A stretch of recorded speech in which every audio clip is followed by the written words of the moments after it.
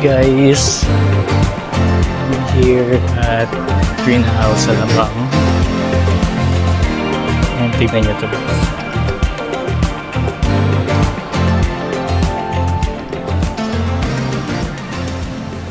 Parang sa kape to, diba?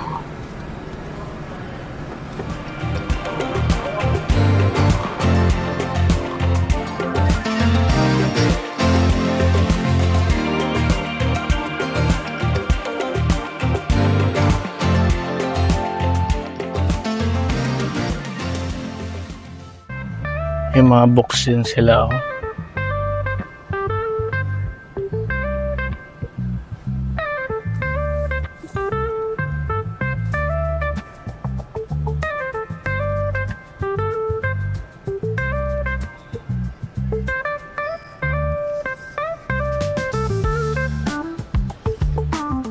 Yung book of knowledge.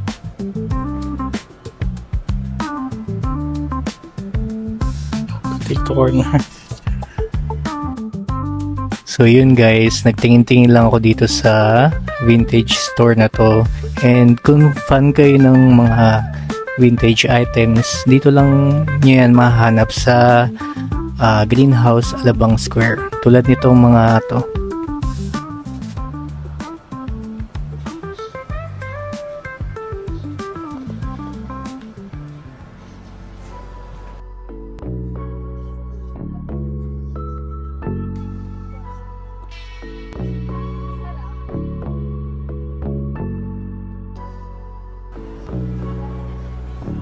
Mga CD, kung nagpe-play pa kayo ng mga CDs. What's this?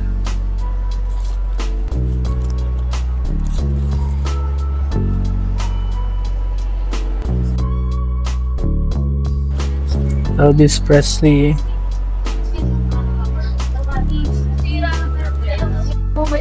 Ang cute.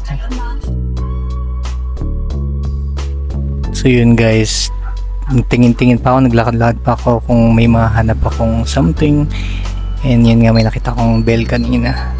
Cute lang, hindi ko na na-picture lang.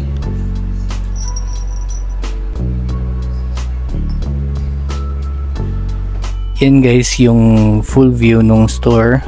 Maraming mga classic items dyan, yung mga laruan pa nung 90s, mahanap nyo dyan. Yung dulo niya, then yun yung entrance.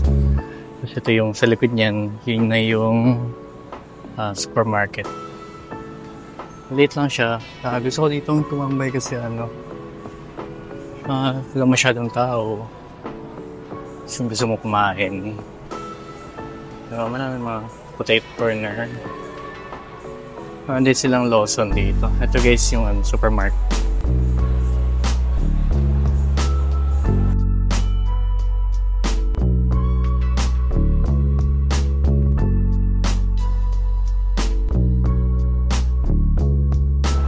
Sobrang late niya. So kung gusto nyo lang tumambay, chill with your friends, punta tayo doon. Gusto ko mamaya itry yung Baxilog doon, ngayon Aterikas Baxilog. Mukhang okay. So bigyan ko kayo guys ng tip, kapag nahiya kayo mag-vlog sa public, ganito gawin nyo. Mag-vlog lang kayo ng ganyan, mag-video lang kayo ng mga ganyan. Then saka nyo lagyan ng audio pag uwi nyo sa bahay, diba? Para mas less hassle, diba?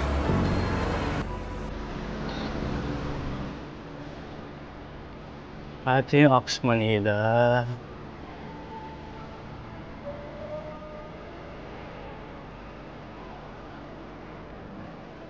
Yung mga sila,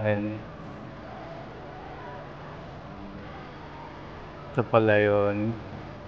Gusto nyo matuto ng ballet, for adult naman siya. Guitar, playing saxophone, flute, and singing. Kasi ito yung bilyaran, billiard. Alam nyo guys, dito before, puro halaman nandito. Pero ngayon binago na nila. Wala nilang tambayan. So yan, gusto mag-chill.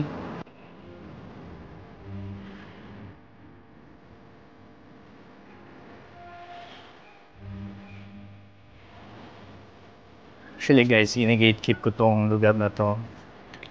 Kasi madalas ako dito pag mag-isa lang. Gusto ko lang dito mag-isa.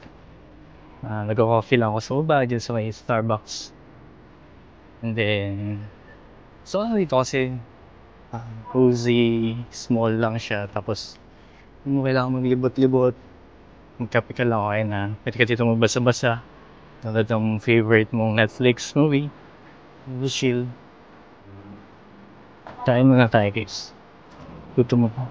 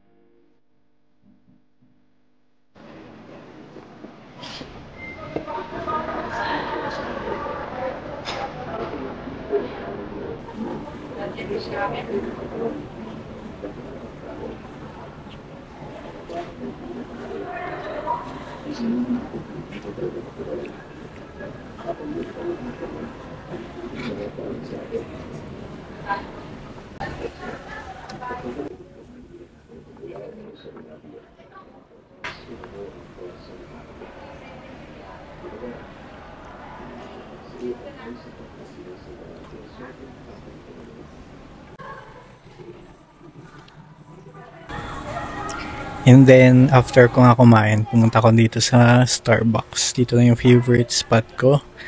And naghanap ako ng drinks na may turmeric. Meron kayong drinks na may turmeric?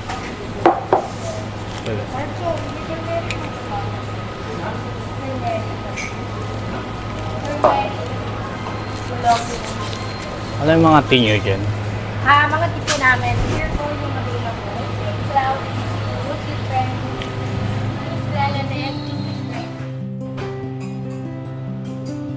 After I get my drink, I had this main character moment na nagbasa-basa lang ako ng book. Then, yung book na yan discusses the concept of enjoying the present moment while time passes by. Given na rest day ko naman in personal time ito, na-enjoy ko talaga magbasa. One of the key insights na napulot ko is to learn to face your fears. Dahil dyan lang tayo magiging tough. The book also talks about embracing things that are inevitable, tulad ng fear of death. When you accept na everything is not permanent, at tanggap mo na you will die, doon mo ma-realize na you have lived a great life. So, that's my takeaway guys. Thank you for watching. See you soon.